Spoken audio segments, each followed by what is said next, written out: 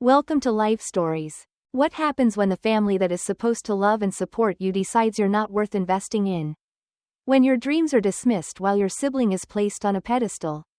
This is the story of Sarah, a young woman who was cast aside in favor of her genius brother, only to rise above and build a life far beyond what anyone expected.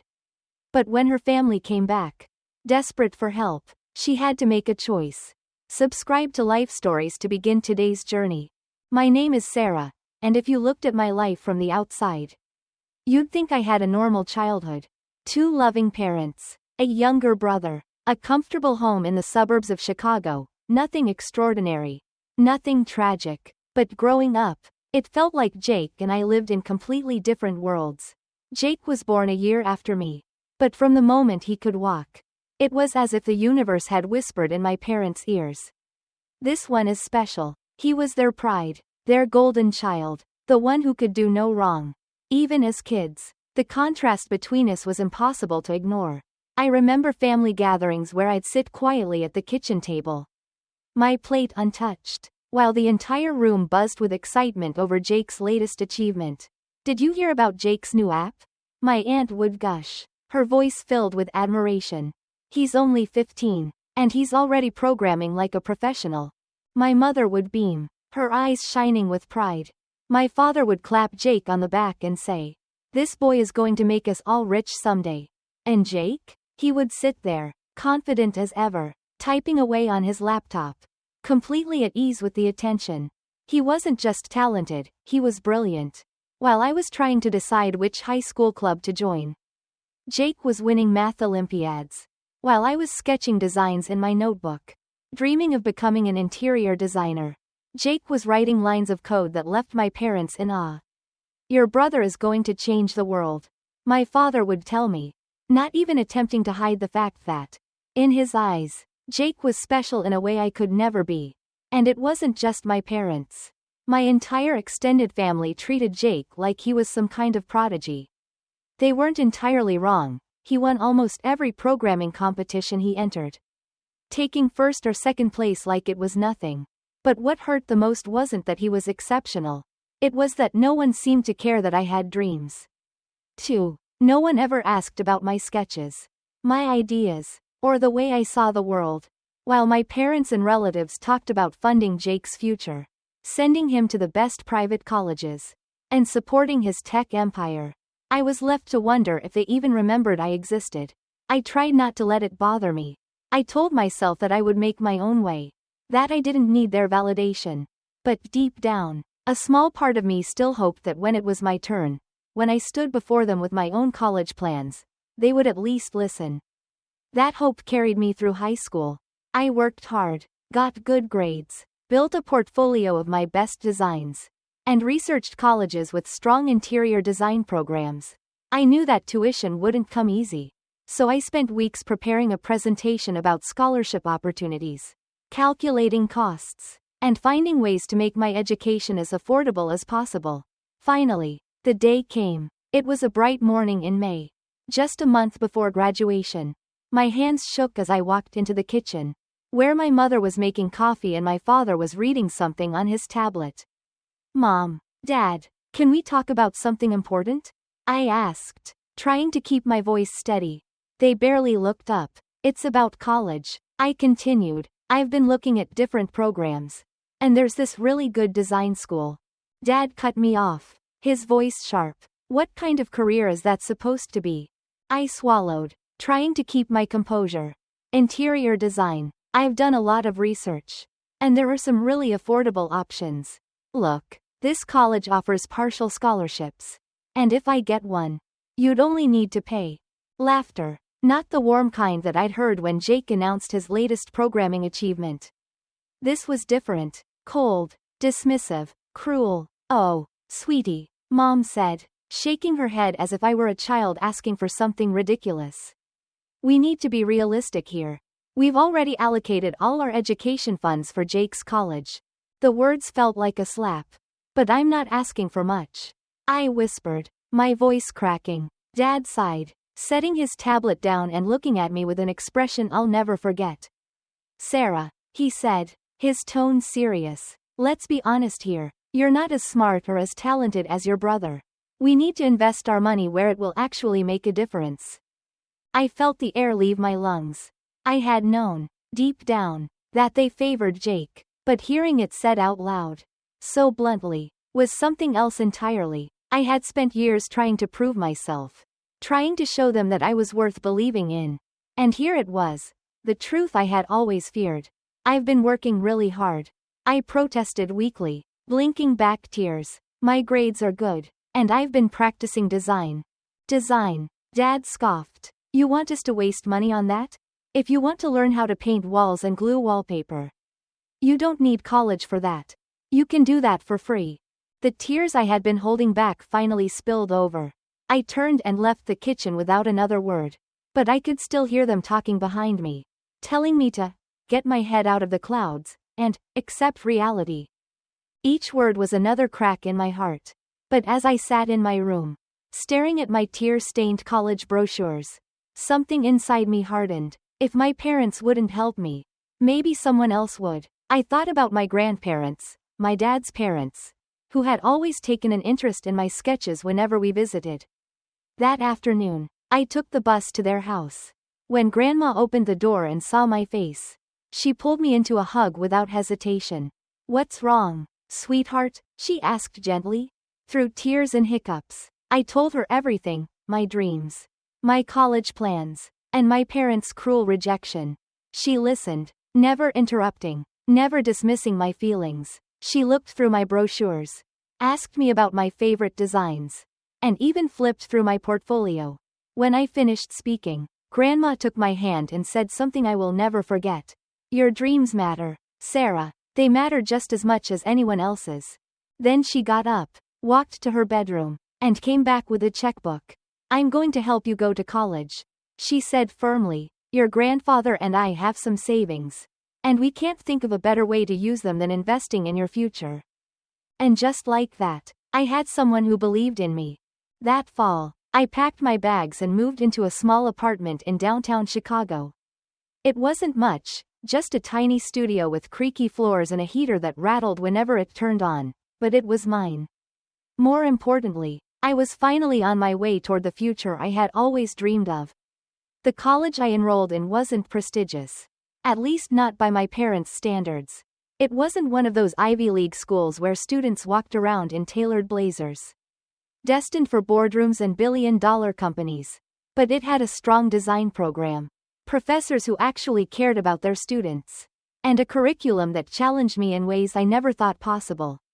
While my parents bragged about Jake's acceptance into an exclusive private university across the country, I quietly worked late nights in the design studio, refining my skills. I took on small freelance projects, redesigning coffee shops, helping local businesses improve their spaces, just to gain experience. Every project, no matter how small, felt like proof that I was meant to do this. I had no idea how Jake was doing at his university. We barely spoke. In fact, I hadn't spoken to my parents since the day I left home. The only updates I received came from my grandmother, who called me every Sunday, her voice filled with warmth and familiarity. Your parents threw a huge going-away party for Jake, she told me one evening. With a sigh, half the neighborhood was there. I swallowed down the hurt. I'm sure he's doing well. Oh, they say he's excelling, Grandma replied. Top of his class, already developing new apps and programs. They can't stop talking about him. I didn't say anything. What was the point? Instead, I focused on my own journey. I threw myself into my studies, taking on every opportunity that came my way. One of the most meaningful projects I worked on was redesigning spaces for a local shelter. It was heartbreaking to see how impersonal and cold those spaces could be. I wanted to create an environment where people could feel safe, where dignity wasn't an afterthought. It was during that project that I met Martha, an elderly woman who had lost her home after her husband passed away. One afternoon, as I was sketching a layout for a new common area, she sat beside me and sighed. You know what I miss most? She asked softly. I looked up from my sketchbook. What? My garden, she said, her eyes misty. The colors, the light. I used to sit out there for hours. Her words struck something deep inside me. That night, I scrapped my original design and started fresh. I envisioned a space filled with natural light, indoor plants, and soft seating arrangements that encouraged conversation. I designed memory walls where residents could display photos of their loved ones, small reading nooks with adjustable lighting, and a communal garden where they could grow flowers and herbs. When the project was completed, I stood in the middle of that transformed space, watching as residents slowly walked in, their eyes wide with wonder. Martha ran her fingers over the petals of a potted lavender plant and smiled. "I haven't felt this at home in years," she whispered. That was the moment I knew. This was what I was meant to do. A few months later, I submitted the project to a young designers competition.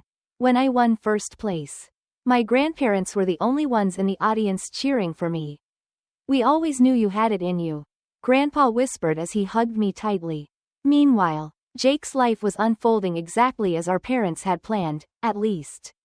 That's what they thought. Then, everything changed. One evening, Grandma called me, her voice more animated than usual.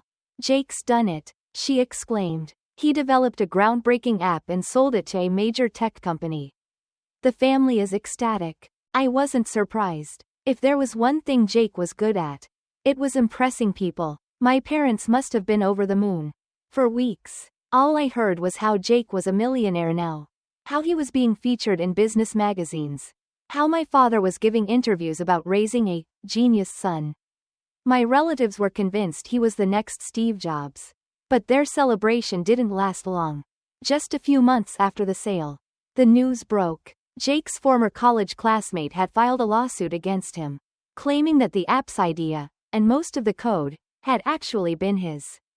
And he had proof: emails, early drafts of the code, witnesses who confirmed that Jake had taken the idea and passed it off as his own. The case moved quickly, and the evidence was overwhelming. Not only was Jake forced to return all the money from the sale, but he was also ordered to pay $2 million in damages for intellectual property theft. My parents went into panic mode. First, they tried to downplay the accusations. "It's a misunderstanding," they told anyone who would listen. "Jake's just a kid. He didn't mean any harm." Then, as the debt piled up and reality set in, they became desperate. And that's when they reached out to me. I was in my office, reviewing blueprints for a boutique hotel project, when my secretary buzzed in. "Miss Thompson, your parents are here to see you." I nearly dropped my coffee. My parents? After years of silence? After dismissing my dreams and laughing at my ambitions, they had actually tracked me down? I took a slow breath, steadying myself. "Send them in." When they walked into my office, they looked different. The confident, untouchable people I had grown up with were gone. My mother's hair had turned completely gray. And my father, once so full of swagger and self-importance, had a slight stoop to his posture. They stood awkwardly, their eyes scanning the awards on my wall, the neatly arranged design samples on my desk, the large window overlooking the city skyline. "Sarah," my father finally said, his voice lacking its usual authority, "you've done well for yourself." I said nothing. "We need your help," my mother blurted out, wringing her hands. "It's about Jake." Of course it was. My father cleared his throat. "My business, it's struggling. I took out loans to help cover Jake's legal fees. But we're drowning. Sarah, we need money." I folded my hands together, letting their words settle. "Let me get this straight," I said evenly. "When I needed help with college tuition, you laughed at me. You told me I wasn't worth investing in. And now you want me to fix Jake's mistakes?" "That was different," my mother protested. "We were just trying to be realistic about your prospects." "No," I said firmly. "You were wrong about my prospects. And you were wrong about Jake's." My father's expression darkened. "We're family, Sarah. Families help each other. Like how you helped me." The silence that followed was suffocating. Finally, my father exhaled sharply and shook his head. "I should have known you'd be ungrateful." I laughed, a short, bitter sound. "Ungrateful?" I repeated. "For what? For years of being ignored? For being told my dreams didn't matter?" I met his gaze. "I'm not giving you any money." They left in a huff. But that wasn't the end of it. The next morning, My phone buzzed with notifications. My parents had taken their grievances to social media. They painted me as a selfish daughter who had abandoned her family in their time of need. Relatives took sides, some posting about the importance of family loyalty, others calling out my parents for how they had treated me. The debate raged in comments and shared posts, each side convinced they were right. Through it all, I stayed silent. I had no interest in defending myself to people who had never cared about my struggles. Instead, I kept working. Then, one afternoon, my grandmother called. Her voice was warm, but there was a familiar mischievous edge to it. "Sarah, dear, I need your professional opinion on something," she said lightly. "An old friend of mine has this apartment in one of those converted industrial buildings downtown. It hasn't been touched in nearly 50 years. And I thought you might like to take a look." I was intrigued. I'd never worked on a conversion project before, and the idea of restoring something historic excited me. The next day, Grandma took me to see the apartment. The building was breathtaking: exposed brick, massive factory windows, high ceilings. But inside, time had stood still. The wallpaper was straight out of the 1970s. The kitchen had its original appliances. And the bathroom, well, let's just say avocado green tile wasn't exactly my style. But I saw the potential. "This is incredible," I told Grandma, my mind already racing with ideas. "The bones of this place are amazing. I'd love to take this on." Her smile was knowing. "That's what I was hoping you'd say." For months, I poured my heart into the renovation. I preserved the industrial charm while introducing warmth and functionality. I restored the original windows, designed custom furniture, and transformed the outdated bathroom into a sleek, modern retreat. When the work was finally done, Grandma and Grandpa came to see it first. They walked through each room slowly, taking everything in. Then Grandma turned to me, her eyes brimming with emotion. "Sarah, sweetheart," she said, reaching for Grandpa's hand, "we have a confession to make." I frowned. "What?" "This apartment, it's not our friends," Grandpa admitted, his voice thick with emotion. "It's ours. Or rather, it was ours." I blinked. "We bought it when we first got married," Grandma explained. "Back then, this area was nothing but factories. It was all we could afford. But we were happy here." I stared at them, still trying to process their words. "We've held onto it all these years," Grandpa continued, waiting for the right moment. "And now it's yours." Tears welled up in my eyes. "What?" Grandma squeezed my hands. "You've made it beautiful again. Sarah, we always knew this place belonged to you." I had no words. I threw my arms around them, holding them tight. That night, as I sat in my new home, staring at the city skyline through those enormous factory windows, I felt something I had never felt before. Belonging. And for the first time in my life, I didn't need my parents' approval. I had my own legacy. One built on love, trust, and belief in myself. For years, I had believed that family was something you were born into. Something unshakable and permanent. But standing in my apartment, the one my grandparents had entrusted to me, I finally understood that family isn't just about blood. It's about the people who believe in you. The ones who stand by your side when no one else does. My parents never spoke to me again. Occasionally, I would hear whispers, updates from distant relatives about how they had lost everything. How Jake still couldn't find work. How they blamed me for their downfall. I no longer cared. I had built something for myself. Something real. My design studio flourished, growing beyond what I had ever imagined. I hired a team, expanded into new projects, and made a name for myself in the industry. And every time I walked into my apartment, sunlight pouring through those massive windows, I felt my grandparents' love surrounding me. They had seen something in me that my parents never had. They had invested in my dreams. And because of them, I had made those dreams a reality.